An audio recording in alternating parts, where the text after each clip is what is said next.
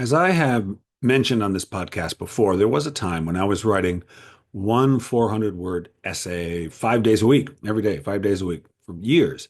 And this taught me a lot about writing and creativity. And one of the most important lessons had to do with surprise. I would sometimes be out for a walk and I'd get an idea for an essay. And because I had written so many of these things and because they followed a certain pattern, I almost could compose it in my head before I got home to write it, but I learned not to do that because no matter how clear I thought I was about what the essay would be about and how it would unfold, invariably I'd get to the blank page and I'd start working on it, and then something would come along, one sentence, one idea, one word sometimes, that would change the direction of the essay, sometimes dramatically, sometimes only slightly.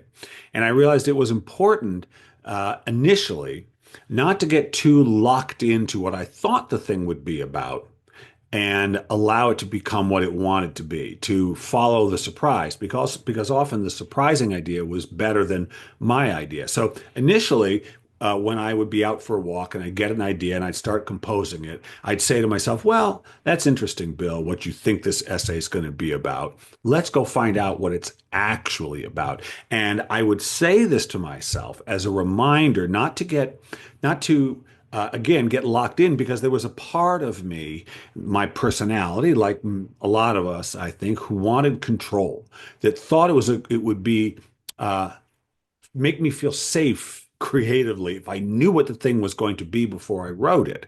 And so I would just remind that part of my personality who wanted that control, like, don't, you don't need that. Let's go find out. So initially, that's what that reminder was about. But as I learned about the creative nonfiction genre, as I came to understand it more and more. And it's very helpful when you understand your own genre because you start understanding the nuances of the specifics, the creative nuances of that field, and you stop thinking so much about structure and more just about how you work. And so as I got more and more comfortable with that, I came to realize that when I was out for a walk and I got an idea, I shouldn't presume to know what it's about, not just because of that personality trait that wanted control, but because, in fact, the best part of the essay was the surprise. That is to say, not only didn't I need to know what the essay was actually about, I didn't want to know. That was the hard part to accept, that I didn't want to know what it was actually about. I wanted to find out. I wanted to discover. I was excited by the unknown element. It's true, but I wouldn't have ever thought that about myself in the creative process years before.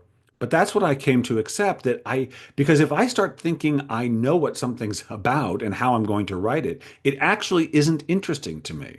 It doesn't have that spark that I get when I say, I wonder what this will really be about. I wonder where this will go. Now that's interesting to me.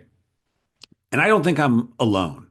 When I work with clients and students, it's always the surprise that is the most exciting part.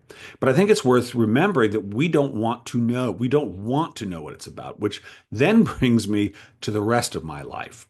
It's one thing to say about the stories we're telling that we don't need or want to know what they're going to be. But man, it's another thing when we're just living our life and there's the unknown that is the future that is just our life. And the thing I've had to begin practicing, or that I've begun practicing, is reminding myself that not only don't I need to know the future, I don't even want to. Now, I look, I have thought I've wanted to know the future for whatever my life is. I've wanted to know that a book will sell, wanted to know, if you get married, the marriage will last, the relationship, the business will take off. I understand wanting to know the future. But of course we can't and we don't have to. And again, I don't think we want to know. What we want to know is that we're interested. And what we want is to find out where that interest will lead us. But I have come recently to just telling myself over and over again, Bill, you don't need to know and you don't want to know. You don't even want to know. It's more interesting when you don't. Your curiosity, your curiosity, if you follow it, won't tell you where it's going. It won't tell you where it's going. But what it will say to you in its own way is it will say, are you interested in this?